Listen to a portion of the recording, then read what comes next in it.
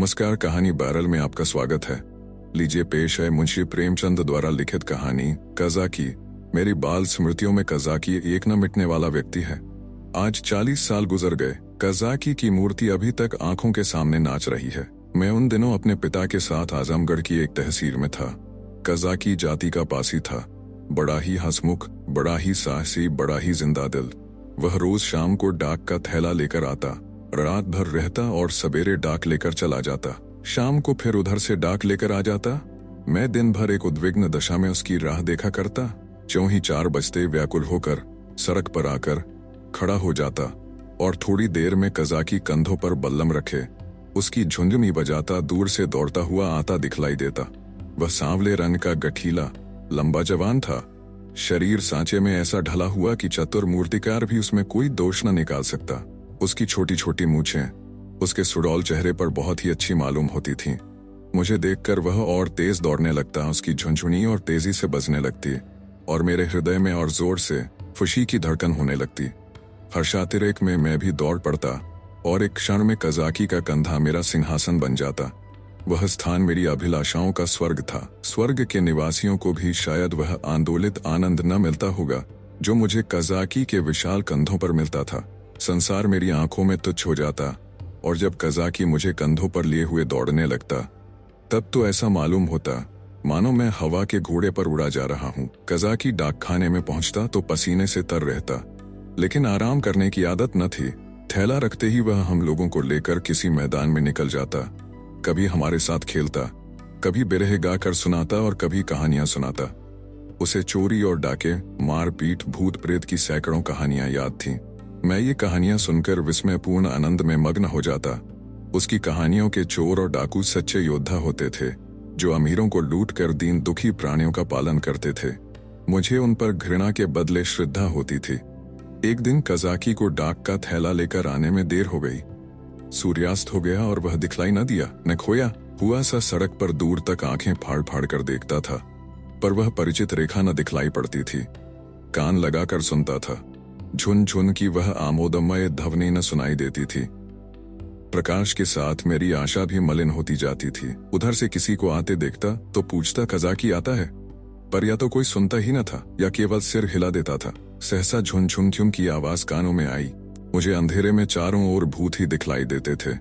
यहाँ तक कि माताजी के कमरे में ताक पर रखी हुई मिठाई भी अंधेरा हो जाने के बाद मेरे लिए त्याज्य हो जाती थी। लेकिन वह आवाज सुनते ही मैं उसकी तरफ जोर से दौड़ा। हाँ, वह कज़ाकी ही था। उसे देखते ही मेरी विकलता क्रोध में बदल गई। मैं उसे मारने लगा, फिर रूठ करके अलग खड़ा हो गया। कज़ाकी ने हंसकर कहा, मारोगे तो मैं एक चीज लाया हूं, वह न दूंगा। मैंने साहस करके कहा, जाओ मत देना, मैं लूंगा ही नहीं। कज़ाकी, अभी दिखा दूं तो दौड़कर गोद में उठा लोगे? मैंने पिघल कर कहा, अच्छा दिखा दो कज़ाकी, तो आकर मेरे कंधों पर बैठ जाओ, भाग चलो, आज बहुत देर हो गई है, बाबूजी बिगड़ रहे होंगे। मैंने अकड़ कर कहा, पहले दिखा। मेरी विजय हुई। अगर कज़ाकी को देर का डर ना होता और वह 1 मिनट भी और रुक सकता तो शायद पासा पलट जाता। उसने कोई चीज दिखलाई जिसे वह एक हाथ से छाती से चिपटाए हुए था। लंबा मुंह था और 2 आंखें चमक रही थीं। मैंने उसे दौड़कर कज़ाकी की गोद से ले लिया। यह हिरन का बच्चा था। आह, मेरी उस खुशी का कौन अनुमान करेगा। तब से कठिन परीक्षाएं पास की, अच्छा पद भी पाया, राय बहादुर भी हुआ, पर वह खुशी फिर न हासिल हुई। मैं उसे गोद में लिए उसके कोमल स्पर्श का आनंद उठाता घर की ओर दौड़ा। कज़ाकी को आने में क्यों इतनी देर हुई इसका ख्याल ही न रहा। मैंने पूछा, ये कहाँ मिला? कज़ाकी, कज़ाकी भैया, यहाँ से थोड़ी दूर पर एक छोटा सा जंगल है, उसमें बहुत से हिरन हैं। मेरा बहुत जी चाहता था कि कोई बच्चा मिल जाए तो तुम्हें दूं। आज यह बच्चा हिरनों के झुंड के साथ दिखलाई दिया। मैं झुंड की ओर दौड़ा तो सबके सब भागे। यह बच्चा भी भागा, लेकिन मैंने पीछा न छोड़ा और हिरन तो बहुत दूर निकल गए। यही पीछे रह गया। मैंने इसे पकड़ लिया। इसी से इतनी देर हुई। यूं बातें करते हम दोनों डाकखाने पहुंचे। बाबूजी ने मुझे न देखा, हिरन के बच्चे को भी न देखा। कज़ाकी ही पर उनकी निगाह पड़ी। बिगड़ कर बोले, आज इतनी देर कहाँ लगाई? अब थैला लेकर आया है, उसे लेकर क्या करूं? डाक तो चली गई। बता, तूने इतनी देर कहाँ लगाई? कज़ाकी के मुंह से आवाज न निकली। बाबूजी ने कहा, तुझे शायद अब नौकरी नहीं करनी है। नीच है ना, पेट भरा तो मोटा हो गया। जब भूखों मरने लगेगा तो आंखें खुलेंगी। कज़ाकी चुपचाप खड़ा रहा। बाबूजी का क्रोध और बढ़ा। बोले, अच्छा थैला रख दे और अपने घर की राह ले। सुअर, अब डाक लेके आया है, तेरा क्या बिगड़ेगा, जहां चाहेगा मजूरी कर लेगा, माथे तो मेरे जाएगी, जवाब तो मुझसे तलब होगा। कजाकी ने रुआंसे होकर कहा, सरकार अब कभी देर न होगी। बाबूजी, आज क्यों देर की, इसका जवाब दे। कजाकी के पास इसका कोई जवाब न था। आश्चर्य तो यह था कि मेरी भी जबान बंद हो गई। बाबूजी बड़े गुस्सेवर थे, उन्हें काम करना पड़ता था, इसी से बात बात पर झुंझला पड़ते थे। मैं तो उनके सामने कभी जाता ही न था, वह भी मुझे कभी प्यार न करते थे। घर में केवल 2 बार घंटे घंटे भर के लिए भोजन करने आते थे, बाकी सारे दिन दफ्तर में लिखा करते थे। उन्होंने बार बार एक सहकारी के लिए अफसरों से विनय की थी, पर इसका कुछ असर न हुआ था।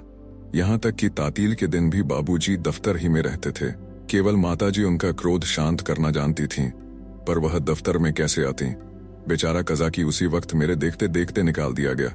उसका बल्लम, चपरास और साफा छीन लिया गया और उसे डाकखाने से निकल जाने का नादिरी हुक्म सुना दिया। उस वक्त मेरा ऐसा जी चाहता था कि मेरे पास सोने की लंका होती तो कजाकी को दे देता और बाबूजी को दिखा देता कि आपके निकाल देने से कजाकी का बाल भी बांका नहीं हुआ।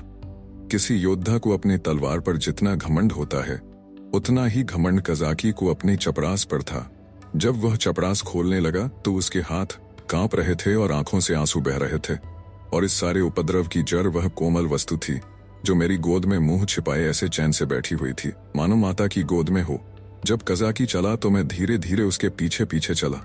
मेरे घर के द्वार पर आकर कजाकी ने कहा, भैया अब घर जाओ, सांझ हो गई। मैं चुपचाप खड़ा अपने आंसुओं के वेग को सारी शक्ति से दबा रहा था। कजाकी फिर बोला, भैया मैं कहीं बाहर थोड़े ही चला जाऊंगा, फिर आऊंगा और तुम्हें कंधों पर बैठा कर कुदाऊंगा।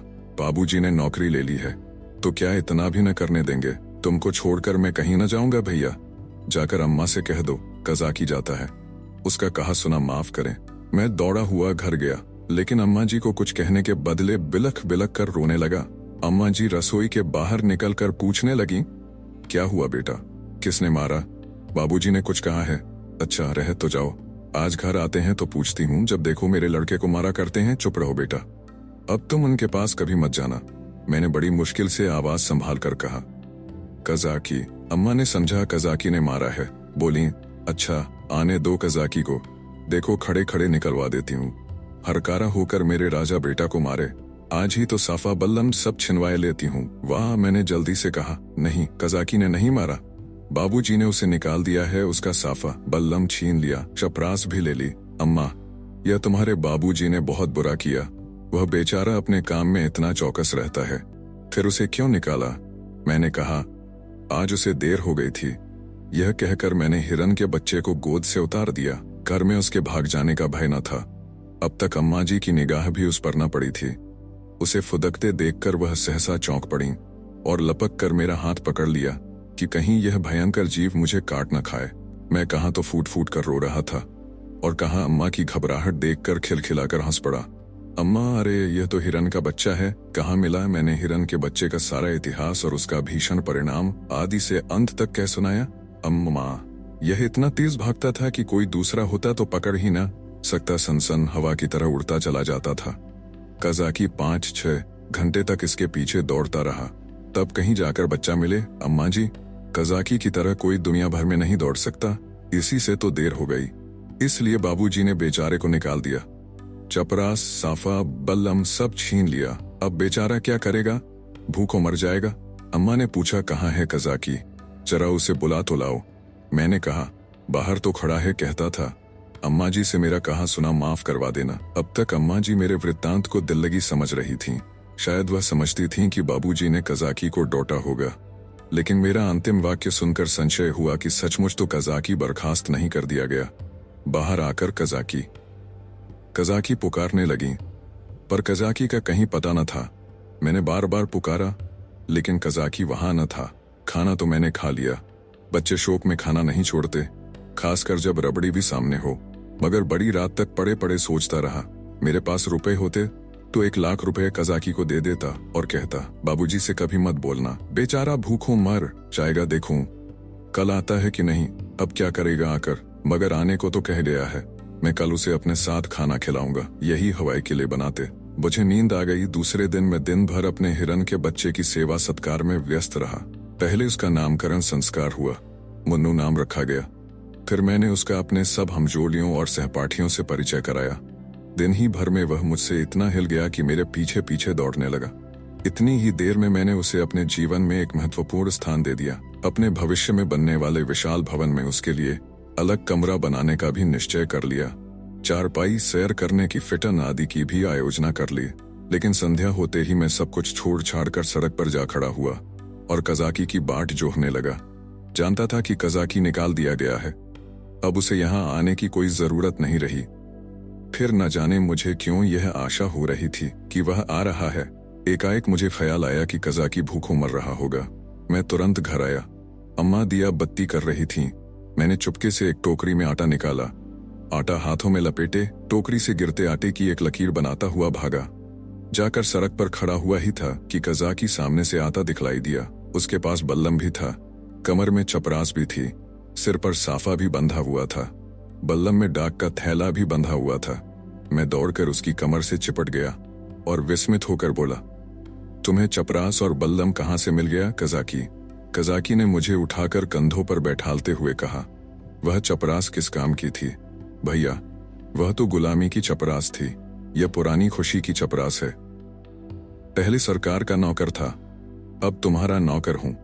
यह कहते कहते उसकी निगाह टोकरी पर पड़ी जो वो वहीं रखी थी। बोला, यह आटा कैसा है भैया? मैंने सकुचाते हुए कहा, तुम्हारे ही लिए तो लाया हूं, तुम भूखे होगे, आज क्या खाया होगा? कजाकी की आंखें तो मैं न देख सका, उसके कंधों पर बैठा हुआ था। हाँ, उसकी आवाज से मालूम हुआ कि उसका गला भर आया है। बोला, भैया क्या रूखी ही रोटियां खाऊंगा, दाल, नमक, घी और तो कुछ नहीं है। मैं अपनी भूल पर बहुत लज्जित हुआ। सच तो है, बेचारा रूखी रोटियां कैसे खाएगा, लेकिन नमक, दाल, घी कैसे लाऊं? अब तो अम्मा चौके में होंगी। आटा लेकर तो किसी तरह भाग आया था। अभी तक मुझे न मालूम था कि मेरी चोरी पकड़ ली गई। आटे की लकीर ने सुराग दे दिया है। अब ये तीन तीन चीजें कैसे लाऊंगा? अम्मा से मांगूंगा तो कभी न देंगी। एक एक पैसे के लिए तो घंटों रुलाती हैं। इतनी सारी चीजें क्यों देने लगी? एकाएक मुझे एक बात याद आई। मैंने अपनी किताबों के बस्तों में कई आने पैसे रख छोड़े थे। मुझे पैसे जमा करके रखने में बड़ा आनंद आता था। मालूम नहीं अब वह आदत क्यों बदल गई। अब भी वही हालत होती तो शायद इतना फाकेमस्त न रहता। बाबूजी मुझे प्यार तो कभी न करते थे, पर पैसे खूब देते थे। शायद अपने काम में व्यस्त रहने के कारण मुझसे पिंड छुड़ाने के लिए इसी नुस्खे को सबसे आसान समझते थे। इनकार करने में मेरे रोने और मचलने का भय था। इस बाधा को वह दूर ही से टाल देते थे। अम्मा जी का स्वभाव इससे ठीक प्रतिकूल था। उन्हें मेरे रोने और मचलने से किसी काम में बाधा पड़ने का भय न था। आदमी लेटे लेटे दिन भर रोना सुन सकता है, हिसाब लगाते हुए जोर की आवाज से ध्यान बन जाता है। अम्मा मुझे प्यार तो बहुत करती थीं, पर पैसे का नाम सुनते ही उनकी त्योरियां बदल जाती थीं। मेरे पास किताबें न थीं। हाँ, एक बस्ता था जिसमें डाकखाने के 2-4 फॉर्म तह करके पुस्तक रूप में रखे हुए थे। मैंने सोचा, दाल, नमक और घी के लिए क्या उतने पैसे काफी न होंगे? मेरी तो मुट्ठी में नहीं आते। ये निश्चय करके मैंने कहा, अच्छा मुझे उतार दो तो मैं दाल और नमक ला दूं, मगर रोज आया करोगे ना कजाकी? भैया खाने को दोगे तो क्यों ना आऊंगा? मैंने कहा, मैं रोज खाने को दूंगा। कजाकी बोला, तो मैं रोज आऊंगा। मैं नीचे उतरा और दौड़कर सारी पूंजी उठा लाया। कजाकी को रोज बुलाने के लिए उस वक्त मेरे पास कोहनूर हीरा भी होता तो उसको भेंट करने में मुझे पसोपेश न होता। कजाकी ने विस्मित होकर पूछा, ये पैसे कहाँ पाए भैया? मैंने गर्व से कहा, मेरे ही तो हैं। कजाकी, तुम्हारी अम्मा जी तुमको मारेंगी कहेंगी। कजाकी ने फुसलाकर मंगवा लिए होंगे। भैया इन पैसों की मिठाई ले लेना और मटके में रख देना। मैं भूखों नहीं मरता, मेरे 2 हाथ हैं, मैं भला भूखों मर सकता हूँ। मैंने बहुत कहा कि पैसे मेरे हैं, लेकिन कजाकी ने न लिए। उसने बड़ी देर तक इधर उधर की सैर कराई, गीत सुनाए और मुझे घर पहुंचा कर चला गया। मेरे द्वार पर आटे की टोकरी भी रख दी। मैंने घर में कदम रखा ही था कि अम्मा जी ने डॉट कर कहा, क्यों रे चोर, तू आटा कहाँ ले गया था? अब चोरी करना सीखता है? बता किसको आटा दे आया, नहीं तो तेरी खाल उधेड़ कर रख दूंगी। मेरी नानी मर गई। अम्मा क्रोध में सिंहनी हो जाती थी। सिटपिटा कर बोला, किसी को तो नहीं दिया? अम्मा तूने आटा नहीं निकाला, देख कितना आटा सारे आंगन में बिखरा पड़ा है। मैं चुप खड़ा था। वह कितना ही धमकाती थीं, चुमकारती थीं, पर मेरी जबान न खुलती थी। आने वाली विपत्ति के भय से प्राण सूख रहे थे। यहाँ तक कि यह भी कहने की हिम्मत न पड़ती थी कि बिगड़ती क्यों हो, आटा तो द्वार पर रखा हुआ है और न उठाकर लाते ही बनता था। मानो क्रिया शक्ति ही लुप्त हो गई हो, मानो पैरों में हिलने की सामर्थ्य ही नहीं। सहसा कजाकी ने पुकारा, बहू जी, आटा द्वार पर रखा हुआ है, भैया मुझे देने को ले गए थे। यह सुनते ही अम्मा द्वार की ओर चली गईं। कजाकी से वह पर्दा न करती थीं। उन्होंने कजाकी से कोई बात की या नहीं, यह तो मैं नहीं जानता, लेकिन अम्मा जी खाली टोकरी लिए हुए घर में आई, फिर कोठरी में जाकर संदूक से कुछ निकाला और द्वार की ओर गईं। मैंने देखा कि उनकी मुट्ठी बंद थी। अब मुझसे वहां खड़े न रहा गया। अम्मा जी के पीछे पीछे मैं भी गया। अम्मा ने द्वार पर कई बार पुकारा, मगर कजाकी चला गया था। मैंने बड़ी अधीरता से कहा, मैं जाकर खोज लाऊं। अम्मा जी ने किवाड़े बंद करते हुए कहा, तुम अंधेरे में कहाँ जाओगे, अभी तो यहीं खड़ा था। मैंने कहा कि यहीं रहना, मैं आती हूं। तब तक न जाने कहाँ खिसक गया। बड़ा संकोची है, आटा तो लेता ही न था। मैंने जबरदस्ती उसके अंगोछे में बांध दिया। मुझे तो बेचारे पर बड़ी दया आती है। न जाने बेचारे के घर में कुछ खाने को है कि नहीं। रुपए लाई थी कि दे दूंगी, पर न जाने कहाँ चला गया। अब तो मुझे भी साहस हुआ। मैंने अपनी चोरी की पूरी कथा कह डाली। बच्चों के साथ समझदार बच्चे बनकर माँ बाप उन पर जितना असर डाल सकते हैं, जितनी शिक्षा दे सकते हैं, उतने बूढ़े बनकर नहीं। अम्मा जी ने कहा, तुमने मुझसे पूछ क्यों न लिया, क्या मैं कजाकी को थोड़ा सा आटा न देती। मैंने इसका उत्तर न दिया। दिल में कहा, इस वक्त तुम्हें कजाकी पर दया आ गई है, जो चाहे दे डालो। लेकिन मैं मांगता तो मारने दौड़ती। हाँ, ये सोचकर चित्त प्रसन्न हुआ कि अब कजाकी भूखों न मरेगा। अम्मा जी उसे रोज खाने को देंगी और वह रोज मुझे कंधों पर बिठाकर सैर कराएगा। दूसरे दिन मैं दिन भर मुन्नू के साथ खेलता रहा। शाम को सड़क पर जाकर खड़ा हो गया, मगर अंधेरा हो गया और कजाकी का कहीं पता नहीं। दिए जल गए, रास्ते में सन्नाटा छा गया, पर कजाकी ना आया। मैं रोता हुआ घर आया। अम्मा जी ने पूछा, क्यों रोते हो बेटा, क्या कजाकी नहीं आया? मैं और जोर से रोने लगा। अम्मा जी ने मुझे छाती से लगा लिया। मुझे ऐसा मालूम हुआ कि उनका भी कंठ गदगद हो गया है। उन्होंने कहा, बेटा चुप हो जाओ, मैं कल किसी हरकारे को भेजकर कजाकी को बुलवाऊंगी। मैं रोते ही रोते सो गया। सवेरे ज्यों ही आंखें खुली, मैंने अम्मा जी से कहा, कजाकी को बुलवा दो।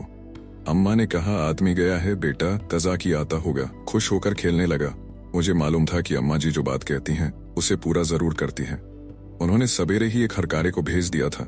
10 बजे जब मैं मुन्नू को लिए हुए घर आया तो मालूम हुआ कि कजाकी अपने घर पर नहीं मिला। वह रात को भी घर न गया था। उसकी स्त्री रो रही थी कि न जाने कहाँ चले गए। उसे भय था कि वह कहीं भाग गया है। बालकों का हृदय कितना कोमल होता है, इसका अनुमान दूसरा नहीं कर सकता। उनमें अपने भावों को व्यक्त करने के लिए शब्द नहीं होते। उन्हें यह भी ज्ञात नहीं होता कि कौन सी बात उन्हें विकल कर रही है, कौन सा कांटा उनके हृदय में खटक रहा है, क्यों बार बार उन्हें रोना आता है, क्यों वे मन मारे बैठे रहते हैं, क्यों खेलने में जी नहीं लगता। मेरी भी यही दशा थी। कभी घर में आता, कभी बाहर जाता, कभी सड़क पर जा पहुंचता। आंखें कजाकी को ढूंढ रही थीं। वह कहाँ चला गया, कहीं भाग तो नहीं गया। तीसरे पहर को मैं खोया हुआ सा सड़क पर खड़ा था। सहसा मैंने कजाकी को एक गली में देखा। हाँ, वह कजाकी ही था। मैं उसकी ओर चिल्लाता हुआ दौड़ा, पर गली में उसका पता न था, न जाने किधर गायब हो गया। मैंने गली के इस सिरे से उस सिरे तक देखा, मगर कहीं कजाकी की गंधा तक न मिली। घर जाकर मैंने अम्मा जी से यह बात कही। मुझे ऐसा जान पड़ा कि वह यह बात सुनकर बहुत चिंतित हो गईं। इसके बाद 2-3 दिन तक कजाकी न दिखलाई दिया। मैं भी अब उसे कुछ कुछ भूलने लगा। बच्चे पहले जितना प्रेम करते हैं, बाद को उतने ही निष्ठुर भी हो जाते हैं। जिस खिलौने पर प्राण देते हैं, उसी को 2-4 दिन के बाद पटक कर फोड़ भी डालते हैं। 10-12 दिन और बीत गए। दोपहर का समय था। बाबूजी खाना खा रहे थे। मैं मुन्नू के पैरों में पीनस की पैजनियां बांध रहा था। एक औरत घूंघट निकाले हुए आई और आंगन में खड़ी हो गई। उसके कपड़े फटे हुए और मैले थे, पर गोरी सुंदर स्त्री थी। उसने मुझसे पूछा, भैया बहू जी कहाँ है? मैंने उसके पास जाकर उसका मुंह देखते हुए कहा, तुम कौन हो, क्या बेचती हो? औरत, कुछ बेचती नहीं हूँ, तुम्हारे लिए ये कमर गट्टे लाई हूँ। भैया, तुम्हें तो कमर गट्टे बहुत अच्छे लगते हैं ना? मैंने उसके हाथों से लटकती हुई पोटली को उत्सुक नेत्रों से देखकर पूछा, कहाँ से लाई हो? देखें। औरत, तुम्हारे हरकारे ने भेजा है भैया। मैंने उछलकर पूछा, कजाकी ने? औरत ने सिर हिलाकर हाँ कहा और पोटली खोलने लगी। इतने में अम्मा जी भी रसोई से निकल आई। उसने अम्मा के पैरों का स्पर्श किया। अम्मा ने पूछा, तू कजाकी की घरवाली है? औरत ने सिर झुका लिया। अम्मा, आजकल कज़ाकी क्या करता है? औरत ने रोकर कहा, बहू जी, जिस दिन से आपके पास से आटा लेकर गए हैं उसी दिन से बीमार पड़े हैं, बस भैया भैया किया करते हैं। भैया ही में उनका मन बसा रहता है। चौंक चौंक कर भैया भैया कहते हुए द्वार की ओर दौड़ते हैं। न जाने उन्हें क्या हो गया है। बहू जी एक दिन मुझसे कुछ कहा न सुना, घर से चल दिए और एक गली में छिपकर भैया को देखते रहे। जब भैया ने उन्हें देख लिया तो भागे। तुम्हारे पास आते हुए लजाते हैं। मैंने कहा, हाँ हाँ, मैंने उस दिन तुमसे जो कहा था अम्मा जी। अम्मा, घर में कुछ खाने पीने को है? औरत, हाँ बहू जी, तुम्हारे आशीर्वाद से खाने पीने का दुख नहीं है। आज सवेरे उठे और तालाब की ओर चले गए। बहुत कहती रही बाहर मत जाओ, हवा लग जाएगी, मगर न माने। मारे कमजोरी के पैर कांपने लगते हैं, मगर तालाब में घुसकर ये कमल गट्टे तोड़ लाए। तब मुझसे कहा, ले जा भैया को दे आ, उन्हें कमल गट्टे बहुत अच्छे लगते हैं। कुशल क्षेम पूछती आना। मैंने पोटली से कमल गट्टे निकाल लिए थे और मजे से चख रहा था। अम्मा ने बहुत आंखें दिखाईं, मगर यहाँ इतनी सब्र कहाँ। अम्मा ने कहा, कह देना सब कुशल है। मैंने कहा, यह भी कह देना कि भैया ने बुलाया है, न जाओगे तो फिर तुमसे कभी न बोलेंगे। हाँ, बाबूजी खाना खाकर निकल आए थे, तौलिए से हाथ मुंह पोंछते हुए बोले। और यह भी कह देना कि साहब ने तुमको बहाल कर दिया है, जल्दी जाओ नहीं तो कोई दूसरा आदमी रख लिया जाएगा। औरत ने अपना कपड़ा उठाया और चली गई। अम्मा ने बहुत पुकारा पर वह न रुकी। शायद अम्मा जी उसे सीधा देना चाहती थीं। अम्मा ने पूछा, सचमुच बहाल हो गया बाबूजी? और क्या झूठे ही बुला रहा हूं? मैंने तो 5वें ही दिन बहाली की रिपोर्ट की थी। अम्मा, यह तुमने अच्छा किया बाबूजी, उसकी बीमारी की यही दवा है। प्रातःकाल में उठा तो क्या देखता हूं कि कज़ाकी लाठी टेकता हुआ चला आ रहा है। वह बहुत दुबला हो गया था, मालूम होता था बूढ़ा हो गया है। हरा भरा पेड़ सूख कर ठूंठा हो गया था। मैं उसकी ओर दौड़ा और उसकी कमर से चिमट गया। कज़ाकी ने मेरे गाल चूमे और मुझे उठाकर कंधों पर बैठालने की चेष्टा करने लगा, पर मैं न उठ सका। तब वह जानवरों की भांति भूमि पर हाथों और घुटनों के बल खड़ा हो गया और मैं उसकी पीठ पर सवार होकर डाक खाने की ओर चला। मैं उस वक्त फूला न समाता था और शायद कज़ाकी मुझसे भी ज्यादा खुश था। बाबूजी ने कहा, कज़ाकी तुम बहाल हो गए, अब कभी देर न करना। कज़ाकी रोता हुआ पिताजी के पैरों पर गिर पड़ा, मगर शायद मेरे भाग्य में दोनों सुख भोगना न लिखा था। मुन्नू मिला तो कज़ाकी छूटा, कज़ाकी आया तो मुन्नू हाथ से गया, और ऐसा गया कि आज तक उसके जाने का दुख है। मुन्नू मेरी ही थाली में खाता था। जब तक मैं खाने न बैठूं वह भी कुछ न खाता था। उसे भात से बहुत ही रुचि थी, लेकिन जब तक खूब घी न पड़ा हो उसे संतोष न होता था। वह मेरे ही साथ सोता था और मेरे ही साथ उठता भी था। सफाई तो उसे इतनी पसंद थी कि मल मूत्रा त्याग करने के लिए घर से बाहर मैदान में निकल जाता था। कुत्तों से उसे चिढ़ थी, कुत्तों को घर में न घुसने देता। कुत्ते को देखते ही थाली से उड़ जाता और उसे दौड़कर घर से बाहर निकाल देता था। कज़ाकी को डाक खाने में छोड़कर जब मैं खाना खाने गया तो मुन्नू भी आ बैठा। अभी 2-4 ही कौर खाए थे कि एक बड़ा सा झबरा कुत्ता आंगन में दिखाई दिया। मुन्नू उसे देखते ही दौड़ा।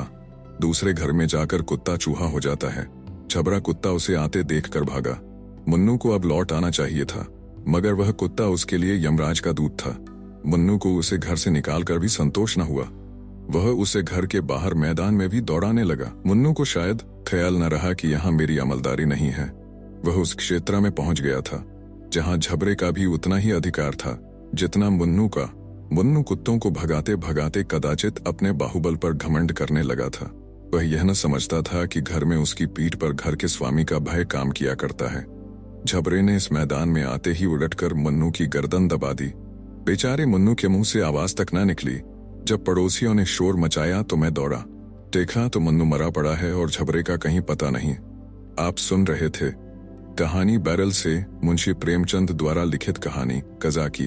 वीडियो पसंद आया तो इसे लाइक करिए और चैनल को भी सब्सक्राइब कीजिए। धन्यवाद।